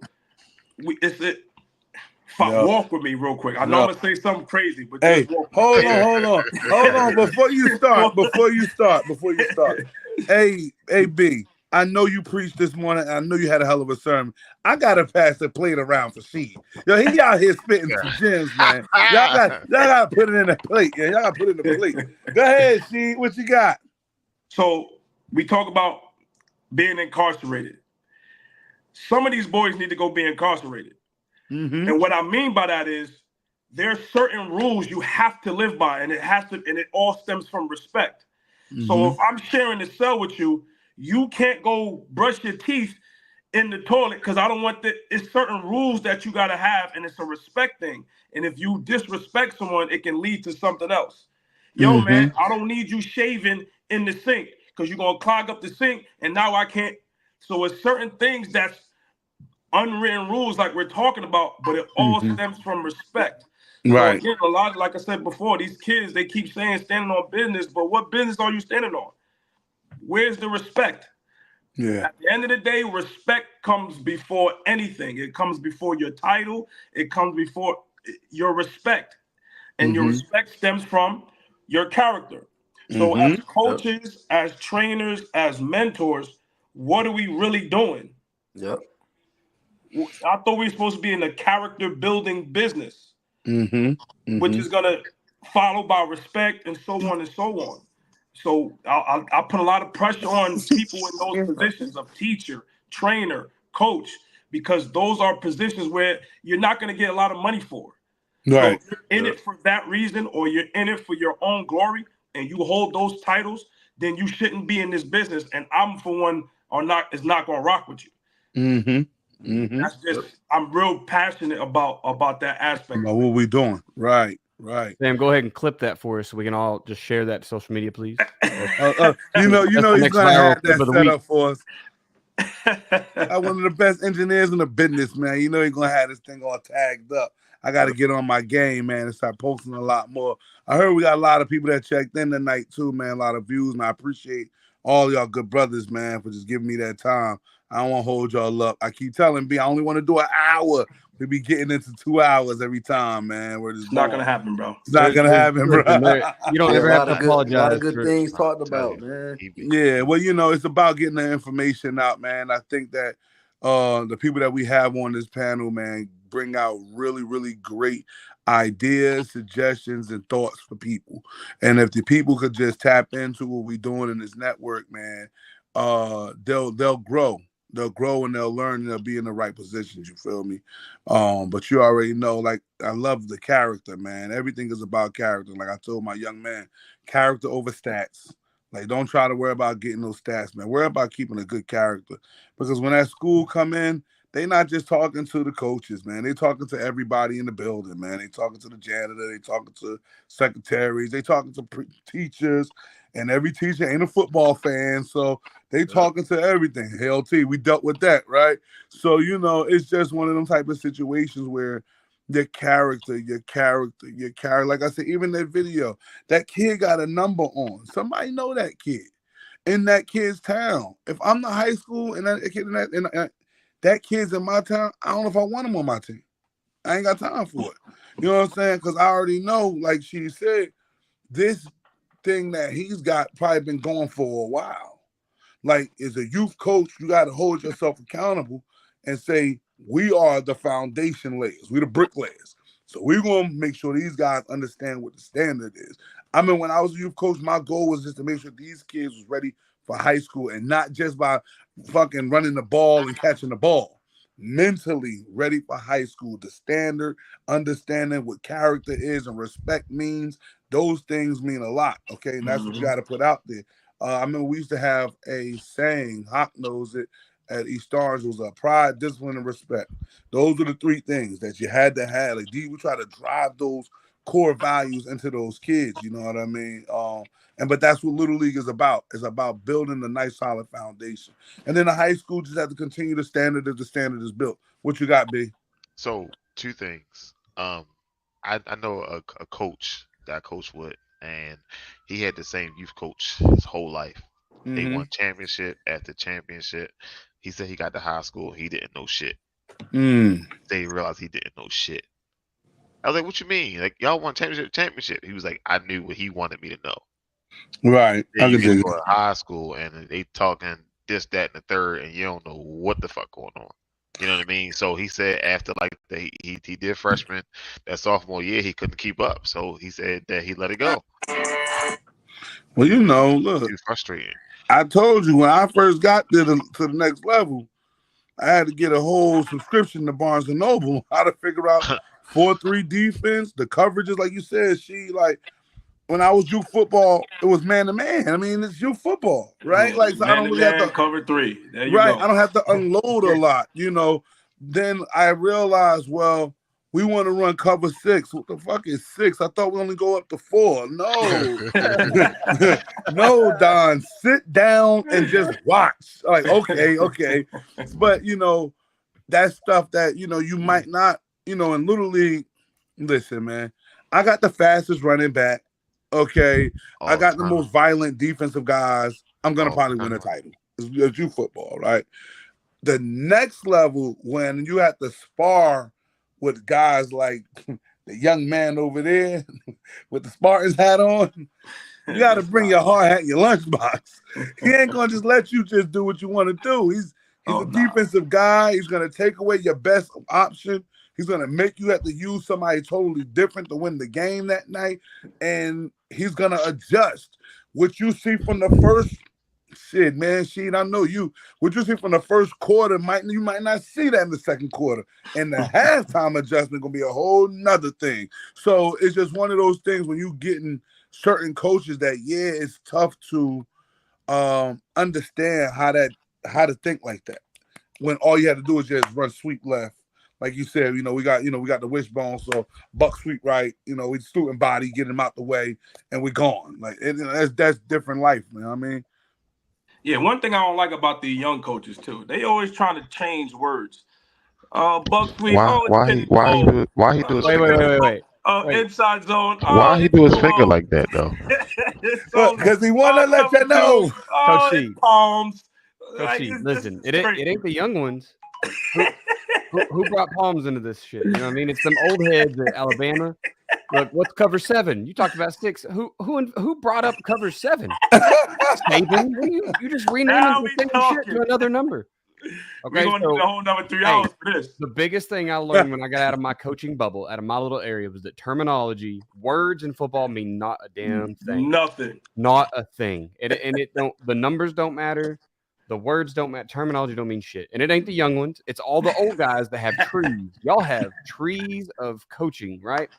And us young guys are still trying to cling on to one of them trees. Put some love over here so we can become a fruit of that tree. Right. Y'all's terminology is whack. Oh, that's West Coast terminology. What the fuck? When does it start? Is the Rocky Mountains? I got them turned up, dog. That's what I'm talking. I got them turned up. Yeah, that's what I'm waiting for. Yeah. I'll be honest with you guys. We talked about character and hiring young coaches versus old coaches. I walked away from an OC job this year because of the character in the building was low. Yeah. But terminology wise, I got told in spring practice we had to simplify. So I cut it back to like 2 run plays, 2 pass plays. That's simplification, right? That wasn't enough.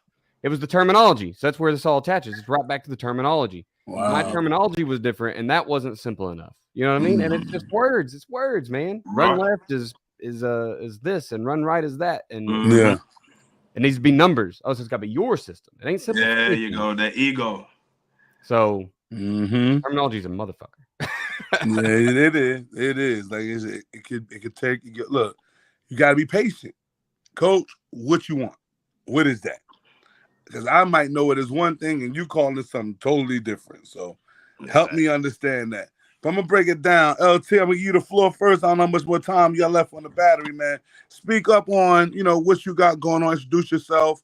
All season things, man. Like I said, I'm gonna give everybody the floor. Go, LT. Oh, okay. Yeah. So this off season, I got in the trenches defensive lineman training. Teaming up with DM team this off season. You can definitely link up with DM to get with me, and we'll go from there.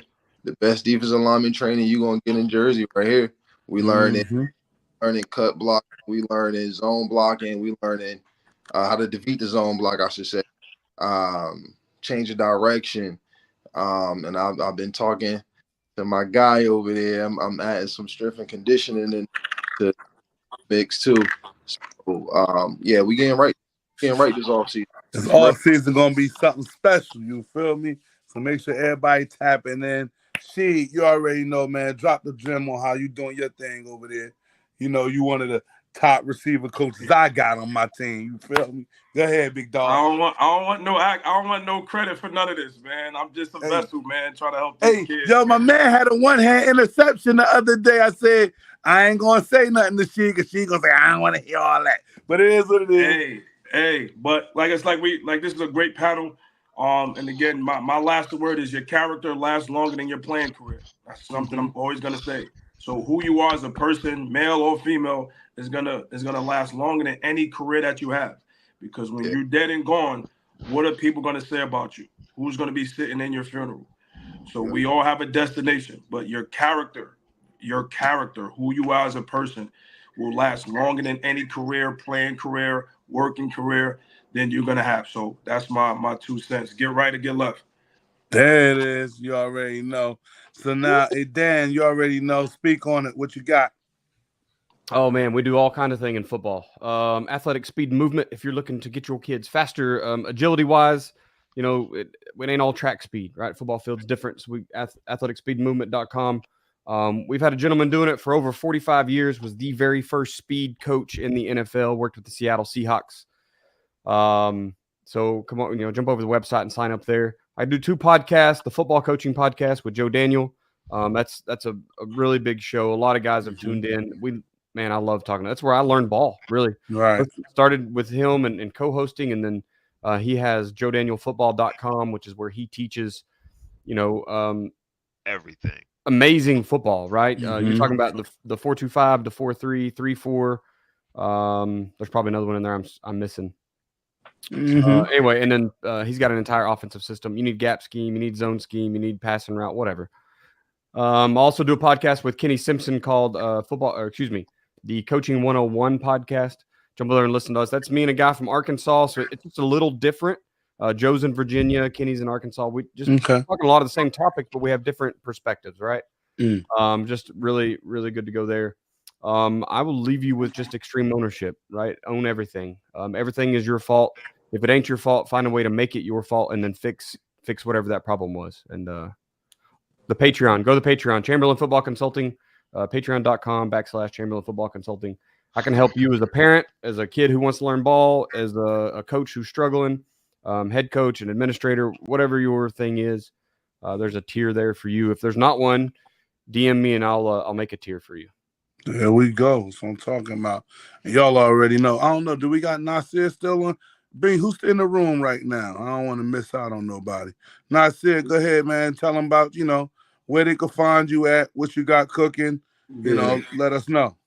And first and foremost, I just want to say it was a pleasure being up here, man. I think one thing about me, like as a young coach, I think what made me successful up until this point is just being humble. What I mean by that is like really just keeping my ears open. Like anytime is somebody talking, I'm always receptive. I'm always listening. I can always take and learn from different people. So it was definitely a pleasure and an honor to be up here with you guys and just you get what I'm saying, like expanding my horizons, expanding the knowledge that I'm getting. Because again, like you can learn from everybody. I'm at Caldwell University right now, Division II sprint football in Caldwell, New Jersey. It's my first college football gig. I've been at Newark Eastside for the past 4 seasons, been a part of flipping that program around.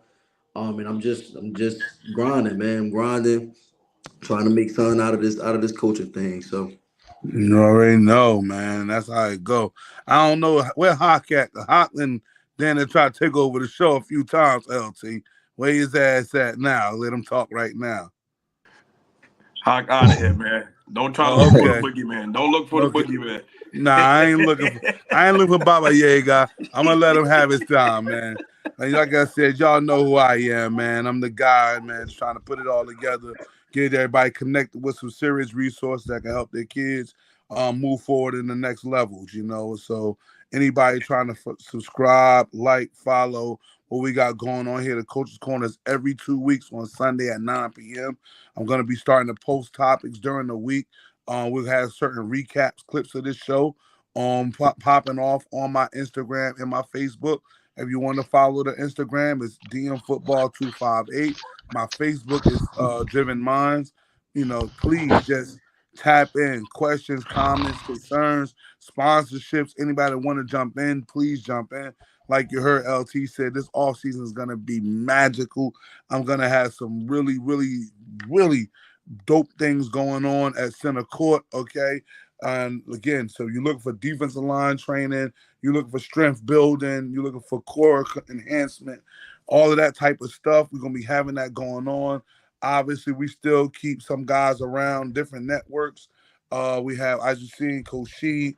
He does a good wide receiver training, defensive back training over at Pro Edge. Those are my dudes over there. Good dudes, good brothers to me, McDonald.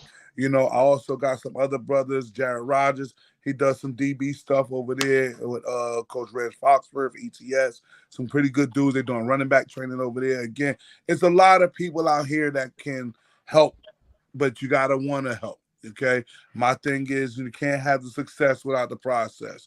You gotta put it all together. You gotta have the process in order to have the success. So make sure that everybody making sure they do their due diligence. Fellas, I thank every one of y'all for coming on the show. Appreciate you, like I said, like none other. Brandon, you already know how big salute you feel me? It's just the Giants just lost this game, yo. I'm mad at you right but I don't want to hear. I want to hear about. I told you it's a heartache for us. Yo, This is tough. The man, the ball was on the ground. Y'all couldn't pick it up, and then y'all give it back to them, and they scored. Come on, yo. Hey, man. In typical Giants fashion, baby. I mean, who was expecting anything otherwise? You know what I mean? Don't worry. We're gonna bring. We're gonna tank these next 2 years. We bring an Arch Manning in. It's gonna go down. Can we not mention Texas players, please? It was OU Texas weekend. I'm still sunburnt from the game. I cried. Rings out. I drank beers. Rings out. You see how you do, LT? You want me to push the button? Just say push the button. I'll push the button. He let it rock out the whole show, though. So he. Listen, I got it. I don't feel like getting up, man. I ain't got time. I ain't got time for these dudes. You feel me? We on the hunt for the new one, baby. Right, she 2025 when we gonna hunt that down. But like I said, man, again, fellas, thanks a lot. Anybody, if you want to come back on, like I said, next 2 weeks, we're gonna do it. Anybody got some suggestions? Dan, I'm gonna try to get that kids on huddle. I see you in the chat. I want to see if I could dissect that and try to see what schools I know that's interested in looking for something, because a kid like that sounds like a kid that need to be found. It's just it's pretty boring when you get on there. It's a whole bunch of like 40 to 80 yard touchdown runs. I don't know. Hey, pretty boring to watch, honestly. Hey, man, listen. That ain't boring to the right coach. You already know. But again, are we recruiting the running back or are we recruiting the offensive line? I mean, right you now, can get them both, baby. Hey, it's a discount deal. You come in, you take one, you get the other. You know what I mean? Somebody might be nice up in there. I'm gonna get it all if I can. You feel me?